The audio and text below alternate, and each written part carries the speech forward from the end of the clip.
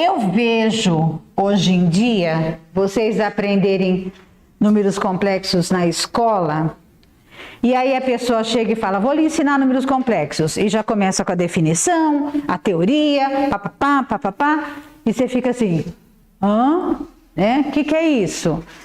Eu não quero começar assim, eu quero mostrar para vocês para que serve, tá? Números complexos usamos muito quando nós estudamos movimento no espaço.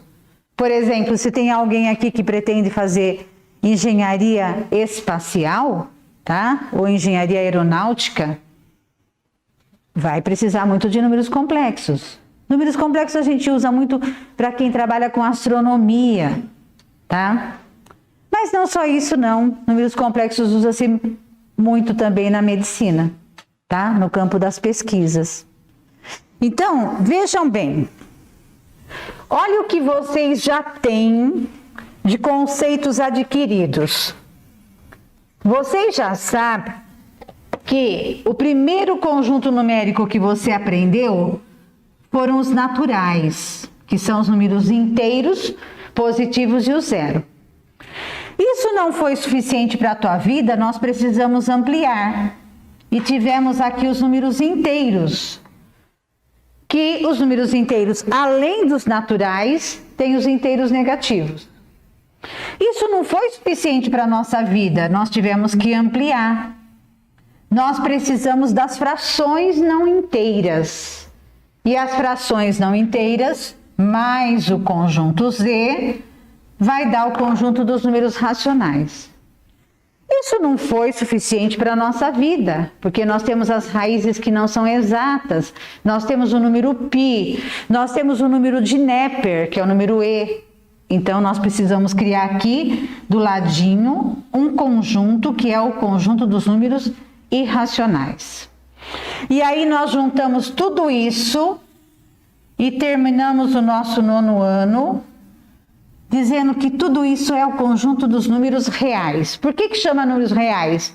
Porque esses realmente a gente usa todo dia. Por isso reais. Então agora, pessoal, veja bem. Vamos pegar a nossa apostila lá na aula 8 e vamos tentar fazer o exercício aplicar número 1 e o item A.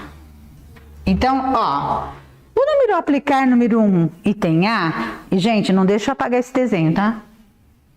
Ó, aplicar número 1, item A, fala assim, ó, resolva as equações. Ainda nem vamos ler esse restante aí, que tá falando assim, resolva as equações no campo dos números complexos. Mas como que vocês não sabem nada de número complexo, tá? Resolva as equações. E aí no item A eu tenho uma equação assim, ó. x² mais 2x mais 2 igual a 0. Ok? Tá. Você vai falar, mas isso eu sei fazer tranquilo. Você não precisa nem dar uma aula para isso, não. Equação do 2º grau. O meu coeficiente A é 1, o B é 2, o C também é 2. Vamos calcular o delta, que é B² menos 4AC. Então, B como é 2 ao quadrado, 4, menos 4 vezes o A, que é 1, dá 4. 4 vezes 2, 8. E menos com mais dá menos, menos com mais dá menos. Então, nosso delta vale menos 4. Certo? E aí, nós vamos achar o x. X é igual a menos b, mais ou menos a raiz de delta, sobre 2a. E, portanto, x é igual a menos b, menos 2, mais ou menos a raiz de delta, que é menos 4, sobre 2a, 2 vezes 1, 2. Até agora, quando vocês chegavam aqui, o que vocês diziam? Bom, raiz quadrada de número negativo não existe nos reais, não é? Então eu vou dizer que isso aqui não pertence, não copia, tá? Se fosse ainda no 9º ano, você ia dizer que isso não pertence aos reais e ia dizer que a solução é vazia, tá? Mas Beatriz já é uma médica, cardiologista, tá? E como é que a gente lê um eletrocardiograma? Eletrocardiograma,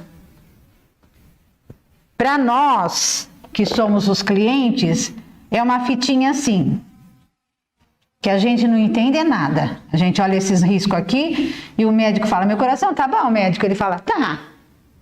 Mas como é que ele tá respondendo tá? Esse desenho aqui é uma função. E para ele responder se seu coração tá bom ou não, ele tá se baseando nesse eixo, ó, que é o eixo X, tá? Claro que com a experiência o médico não fica contando, mas se você for num médico bem novinho, ele tem uma régua, e o Fábio sabe do que eu tô falando, ele tem uma régua em cima da mesa dele, e essa régua tem umas divisões diferentes. O que é aquela divisão da régua dele? É o tempo para uma certa quantidade de batimentos cardíacos. Então ele pega a régua e põe aqui em cima e conta essas raízes, que isso aqui são raízes, são os momentos em que o desenhinho do nosso coração está cortando o eixo X. Ele conta essas raízes. Aí ele sabe que existe um número que é o normal. Tá dentro desse número, ele te responde, seu coração tá ótimo. Tá acima desse número, ou você tá com problema, hein? Batimento acelerado. Tá abaixo desse número, ou você tá com problema, hein? Batimento a menos. Entenderam? Ótimo. Se isso aqui é uma função, essas raízes, pelo menos uma delas, poderia ser desse tipo. E aí, gente? Se eu tenho que tirar a raiz daqui para batimento do meu coração, e isso aqui não existe nos reais, eu vou falar que então nesse momento aí o coração falhou? Não é? Porque se a raiz não existe, aqui tinha que ficar uma bolinha assim, ó. Meu coração falhou. E como que resolve isso? Tem que ter resolução, não é verdade? Então, como tem que ter resolução, nós temos que criar um conjunto para que resolva esse problema. Entenderam? Então, qual foi o pensamento? Bom, preciso criar um conjunto que resolva este problema. Qual é o problema dessa raiz? É esse negativo aí que está me atrapalhando, não é? Porque nada me impede de dizer que a raiz de menos 4 é a raiz de 4 vezes o menos 1. Todos concordam? E também nós sabemos que quando nós temos um produto dentro da raiz, eu posso separar em duas raízes. Eu posso escrever assim, raiz de 4 vezes a raiz de menos 1. Então foi nesse momento que os matemáticos pensaram assim, olha, raiz de 4, eu sei que eu posso considerar mais ou menos 2, concordam? O problema está aqui. Eu não sei quanto isso vale. Quando a gente não sabe quanto vale alguma coisa, mas que a gente quer fazer aquela coisa valer, a gente inventa, não é? A gente imagina. Então, o que os matemáticos fizeram? Disseram, bom, de hoje em diante, raiz quadrada de menos 1 vai valer I. Eu imaginei que vale I. Pronto, vai valer I. E, portanto, o resultado disso é mais ou menos 2I. Aí veio outro matemático e disse, você não pode inventar assim não, hein? Você tem que inventar de tal maneira que você possa criar um conjunto. E esse conjunto que você vai criar tem que conter tudo que nós já aprendemos na vida e tem que obedecer todas as propriedades que a gente já aprendeu. E o cara não se intimidou. Ele veio aqui e falou assim, peraí, vamos resolver, tá? Ó, Se a raiz de menos 4 vai valer mais ou menos 2i, então meu número x vai ficar assim, ó, menos 2, mais ou menos 2i sobre 2, concordam? Aqui a gente não tem um fator comum, que é 2. Vamos colocá-lo em evidência. 2 que multiplica menos 1, mais ou menos i, sobre 2. E como é um produto, eu posso simplificar. Então, chegamos à conclusão de que o nosso número x é menos 1 mais ou menos i. Ou seja, a minha primeira raiz é menos 1 mais i. A minha segunda raiz é menos 1 menos i. E a solução do meu exercício é menos 1 mais ou menos i. E, portanto, a pessoa que criou falando, eu estou criando mais uma classe de números. É uma classe de números composta de duas partes. É uma classe de números que tem uma parte real e uma parte imaginária. E toda vez que a parte imaginária for nula, eu só fico com a parte real. Então, eu fico com os números que eu já conheço. Ok? Tá?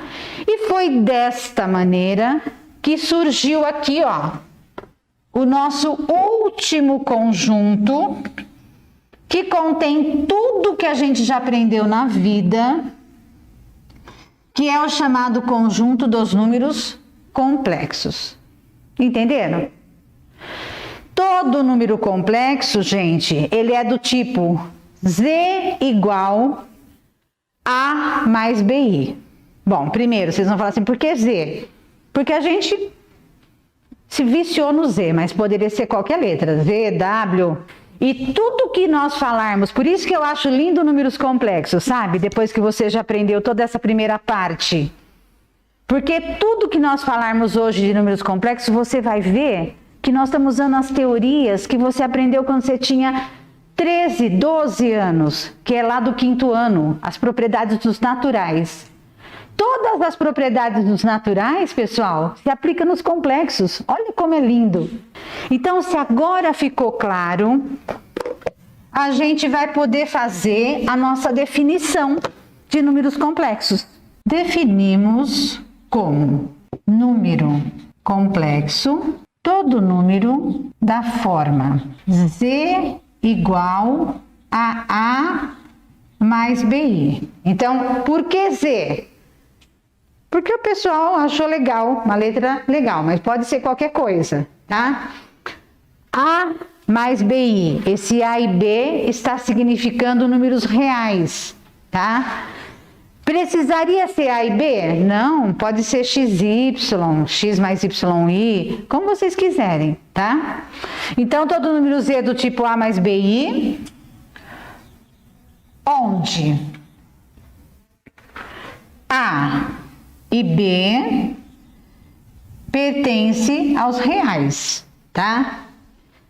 E o I é, na verdade, a raiz quadrada de menos 1, e esse número aqui é chamado de unidade imaginária. Ficou claro, pessoal?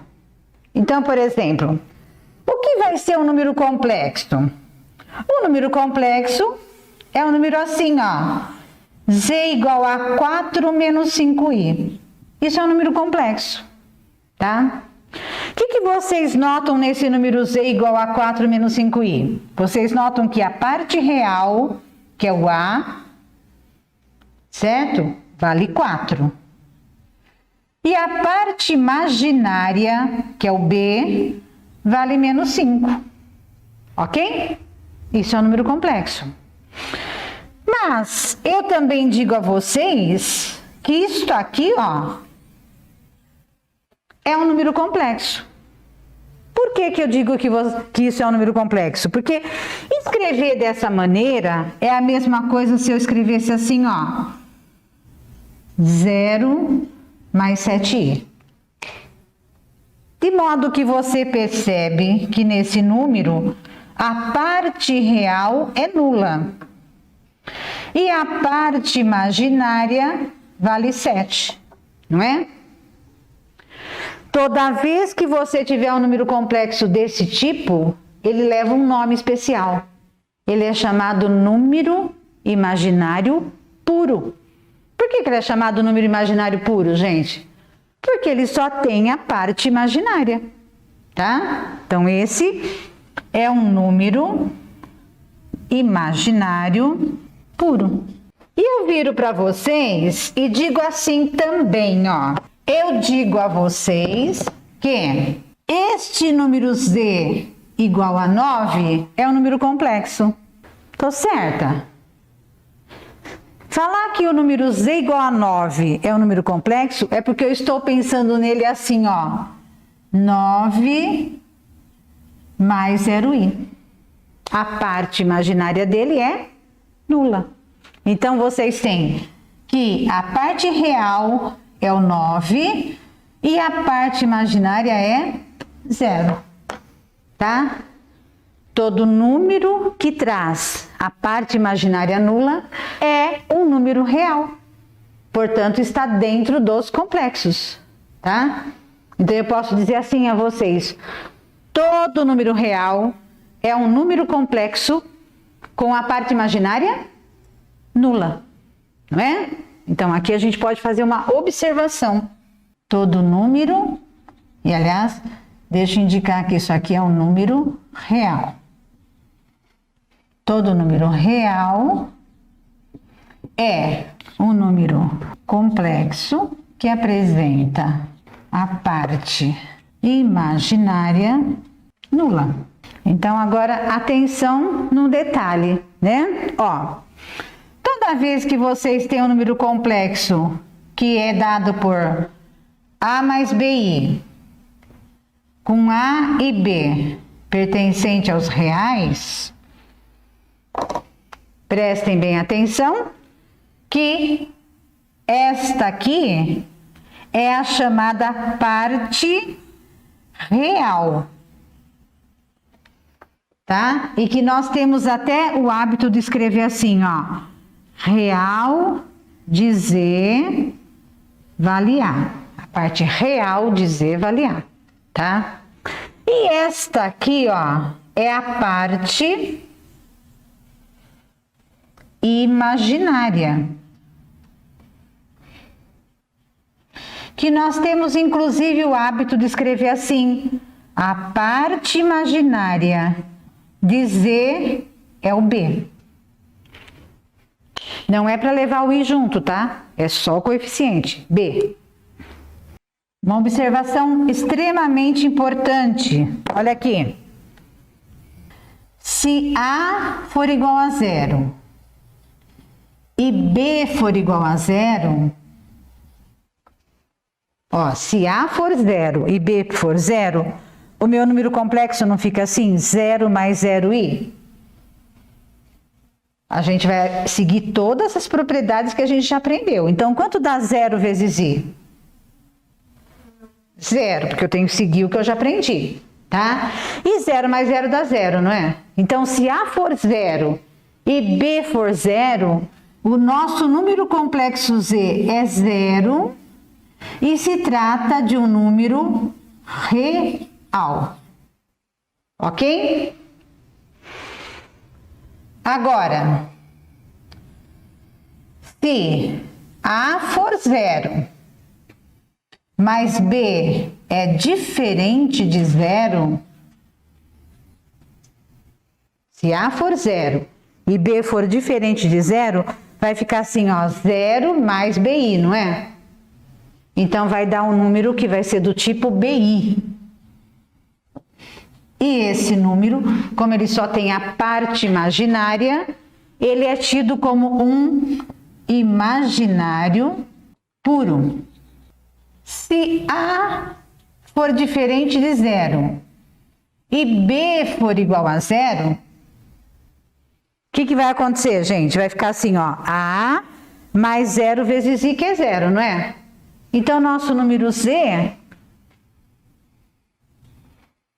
vai ser igual a A, que eu sei que não é nulo, né? Então, aqui vai se tratar de um número real não nulo. Tudo bem? Muito bom. Então, só com essa definiçãozinha, olha só com essa definiçãozinha e mais essa observação, nós já somos capazes de fazer um exercício de vestibular. Ó, vamos juntos. Olha que exercício bonitinho. Fala assim, ó. Determine P para que o número Z, que é do tipo 3P mais 12 mais I, que multiplica 4P quadrado menos 64. Vocês veem que eu defini o número Z para vocês como sendo A mais BI, né? Então, a gente tem o hábito de colocar o coeficiente numérico na frente e atrás. Mas nada impede que apareça trocado, porque a multiplicação é comutativa, não é, gente? Tá. Então, dado esse número Z desse tipo, eu quero que vocês encontrem o valor de P, sabendo que esse número ele é real e não nulo. Esse número é real e não nulo. Bati o olho no exercício, li, aí eu tenho que me lembrar da observação. O que é necessário para que o número seja real? O B tem que ser zero, ou seja, a parte imaginária tem que ser zero. Legal, Julioca. Tá? Agora, se eu quero que ele seja real e não nulo, então a parte imaginária, que é o B, tem que ser zero. E o A não pode ser zero. Concordam comigo? Então, pensem comigo aqui, ó. Neste número complexo, quem é o nosso A? 3P mais 12. Quem é o nosso B? 4P quadrado menos 64, não é? Então, se eu quero que esse número seja real, eu já sei que 4P quadrado menos 64 tem que ser zero. Tem que ser zero. Mas se eu quero que ele seja real e não nulo, então, obrigatoriamente, 3P mais 12 tem que ser diferente de zero. E essas duas coisas aqui devem ser válidas. Concordam comigo? Então, agora vamos resolver. Para que 3P mais 12 não seja zero, é necessário que 3P seja diferente de menos 12, P diferente de menos 12 sobre 3, então P tem que ser diferente de menos 4. Certo? Então, P não pode ser menos 4. Agora aqui, ó. Se 4P quadrado menos 64 tem que ser zero, é porque 4P quadrado é igual a 64. Então, P quadrado é 64 dividido por 4. Ou seja, P quadrado é igual a 16. E, portanto, P é a raiz de 16. E quem é a raiz de 16? Mais ou menos 4, não é?